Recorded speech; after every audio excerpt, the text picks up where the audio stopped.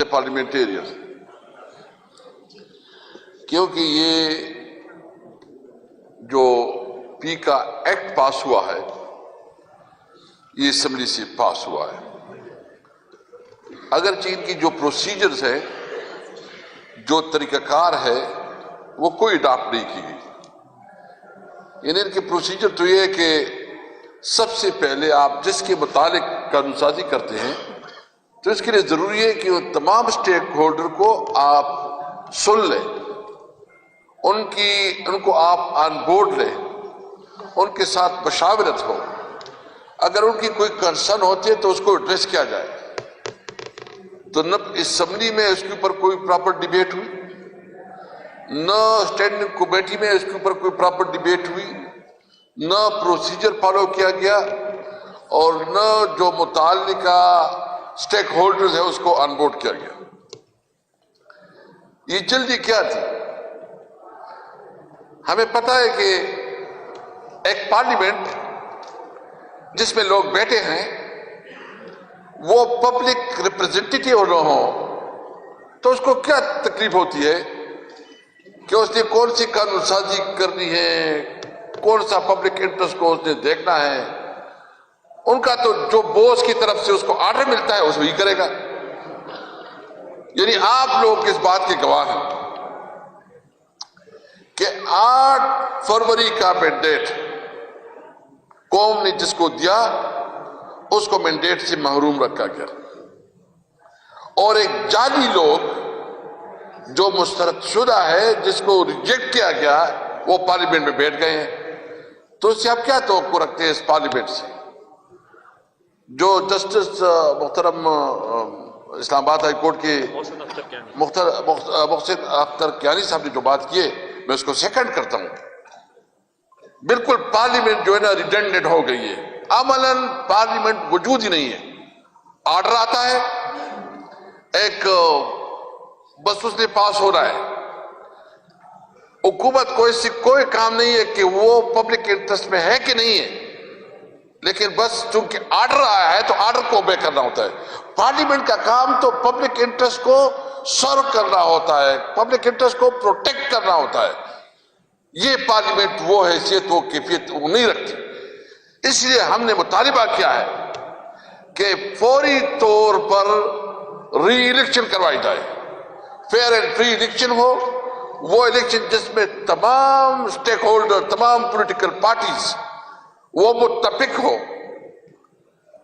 اور ایک ایسا میکینزم ہو کہ جس کے اوپر کسی کو ڈاؤٹ نہ ہو۔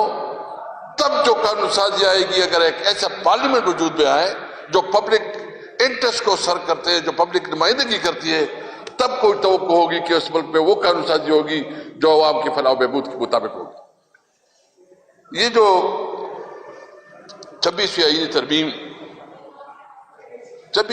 ترمیم تو جو پہلے بنیادی انہوں نے لے کے آیا تھا وہ تو بہت ہی ڈفرنٹ ٹائپ تھا، مولانا صاحب نے اس میں ایک کردار ادا کیا، لیکن ابھی جو 26ویں آئینی ترمیم کو جو مس یوز کر رہے ہیں، جس طرح عدالتوں کو یہ ابھی جو ہے نا ایگزیکٹو کا رول دے رہے ہیں، یعنی ابھی کسی کو یہ شک ہے کہ کسی عدالت سے کسی کو کوئی انصاف ملے گا؟ عملاً تو ابھی تو ایگزیکٹو ہی عدالت میں بیٹھیں گے، اور جو جج صاحبان تھوڑا انہوں نے جرت کی، انصاف کی کوشش کی، میرٹ پہ پیسری کی، ان کو کنڈولائن کیا گیا۔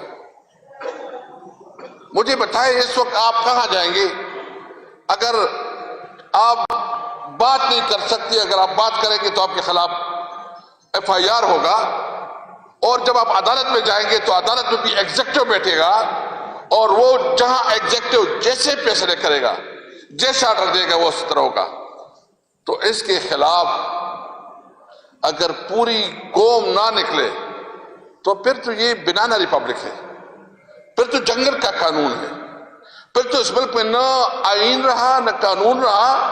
یہ ملک بالکل اس طرح ہے کہ اس میں اس طرح تو جانوروں کے ساتھ سلوک نہیں ہوگا جس طرح ہمارے شہریوں کے ساتھ سلوک ہوں گے۔ بنیادی طور پر ہماری کانسٹیٹیوشنل رائٹس جو ہے، جو سٹیزن کی جو آئینی حقوق ہیں وہ سلب کی گئی ہیں۔ آپ کا حق ہے کہ آپ پبلک میں اپنی رائے کا اظہار کریں. آپ کا حق ہے, قانون آپ کو حق دیتا ہے, آئین آپ کو حق دیتا ہے کہ آپ اپنا نقطہ نظر پیش کر سکیں. قانون اور آئین آپ کو حق دیتا ہے کہ آپ پیسفل پروٹیسٹ کریں, احتجاج کریں, جلسہ کریں. سب سے اس وقت اس شہریوں کو محروم رکھا گیا. اس وقت کیا ضرورت ہے؟ ہم انشاءاللہ تعالی آپ کے صحافی برادری کے ساتھ اس معاملے میں پوری آپ کے ساتھ ہیں. آپ جلسہ کریں گے, آپ کے ساتھ جلسہ کریں گے. آپ احتجاج کریں گے, آپ کے ساتھ احتجاج کریں گے. آپ جلوس نکالیں گے, آپ کے ساتھ جلوس نکالیں گے. یہ آپ اپنی جنگ نہیں, آپ اس قوم کی جنگ لڑ رہے ہیں. جب زبان بندی ہوگی تو پھر کیسے سوسائٹی تشکیل میں آئے گی؟ اچھا زئی صاحب نے بات کی کہ ہمارے صوبے میں اور خاص کر جو بارڈر ایریا ہیں اور بلوچستان میں جو اس وقت صورتحال ہے, اگر آپ آنکھیں بند کریں اور کہتے کہ مجھے دکھائی نہیں دے رہا تو وہ تو آپ کی اپنی ضرف ہے. لیکن عملاً اس وقت اس دو صوبوں میں جو دہشت گردی, یعنی تقریباً آپ کیلکولیشن کر لیں, ہر مہینے 100 سے زیادہ ہمارے فوجی اور پولیس جوان شہید ہو رہے ہیں. آپ اس کو کاؤنٹ کر لیں. اتنی شہادتیں تو جنگوں میں بھی نہیں ہوتی. کوئی سنجیدہ ہی نہیں لیتا, کوئی ڈیبیٹ بھی نہیں ہوتی, کوئی پارلیمنٹ کے اندر اس کے اوپر بات ہی نہیں ہوتی. بات کرو تو آپ کو موقع ہی نہیں ملتا. اس لیے ضرورت اس بات کی ہے کہ سب سے پہلے اگر ہم نے اس ملک کو آئین اور قانون کے مطابق نہیں چلایا, اس ملک میں قانون کی حکمرانی نہیں قائم کی, اس ملک میں ایک آزاد جوڈیشری اسٹیبلش نہیں کروائی, تو اس ملک کا کوئی مستقبل نہیں ہے. ہمیں ڈر ہے. ہم نے اپنی طرف سے, جو ہمارا لیڈر ہے عمران خان, اس نے ہمیں بالکل کلیئر انسٹرکشن دیے اور ہم نے مولانا صاحب کے ساتھ 1-2 میٹنگ رکھی ہے. مزید بھی ہمارے اس کے ساتھ ایک ڈسکشن ہو رہی ہے. اچک زئی صاحب ہو گئے, علامہ ناصر صاحب, شاید خاقان عباسی اور دیگر سندھ کی جو پارٹیاں ہیں, ہم انشاءاللہ نیکسٹ ویک ادھر بھی جائیں گے. ہم 1 پوائنٹ ایجنڈا پہ تمام سیاسی پارٹیوں کو اکٹھا کر رہے ہیں کہ ملک کو آئین اور قانون کے مطابق چلاؤ. یہ ملک اس طرح نہیں چلے گا. مجھے بہت افسوس ہے, یہ جو وزیر قانون ہے اعظم نذیر تارڑ صاحب بہت ہی ڈیسنٹ آدمی ہے, لیکن اس نے جو اپنی وقت میں جو اس وقت کردار ادا کیا ہے, جتنا عدالتوں کے خلاف اس کا جو, کیونکہ جو جتنی بھی بار سچویشن میں اس کا بڑا اثر رسوخ ہے, اور جو قانون سازی ہوئی ہے, میں سمجھتا ہوں کہ اس نے اپنا ظلم کیا ہے اپنے کردار کے ساتھ. یہودی تو اتنی بڑی چیز نہیں ہے. شہباز شریف کو تو کوئی پرواہ نہیں ہے, وہ تو آنکھیں بند کیے ہوئے ہیں. اس کو تو 17 سیٹوں سے ان کو جو حکومت دی گئی. مریم بی بی ادھر بیٹھی ہے, اس طرح کی بات کر رہی ہے. لیکن ہم سمجھتے ہیں کہ جب آپ کے پاس عوام کا مینڈیٹ نہ ہو اور آپ حکومت پہ بیٹھو تو کوئی شرم, کوئی حیا تو بھی ہونی چاہیے. اس لیے انشاءاللہ ہم آپ کی شانہ بشانہ ہیں. آپ سب نے ملک میں آئین اور قانون کی بالادستی کے لیے جنگ لڑنی ہے انشاءاللہ تعالی. سب نے ملک میں رول آف لا کے لیے جنگ لڑنی ہے.